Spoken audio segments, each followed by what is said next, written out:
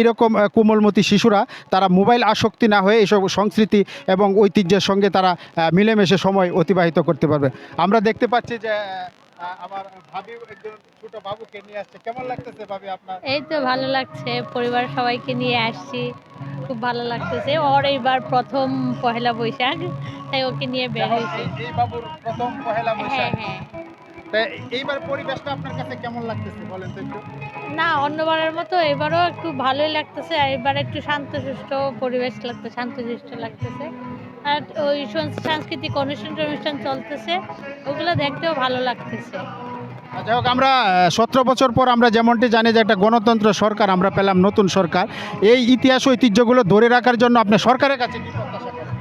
এইরকম আরও সাংস্কৃতিক অনুষ্ঠান হোক, আর এইরকম যে আমাদের সংস্কৃতিগুলোকে ধরে রাখার চেষ্টা করা হোক, এটাই সরকারের কাছে কাম্য।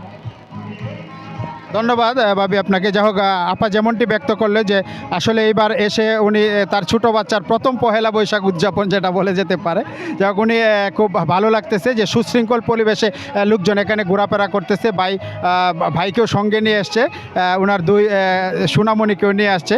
তো আমরাও সরকারের কাছে এমনটি আশা রাখবো যে মানুষ যেন নিরাপদে এবং সুন্দর পরিবেশে এই উৎসবগুলো পালন করতে পারে, এটাই আমরা সরকারের কাছে প্রত্যাশা রাখি।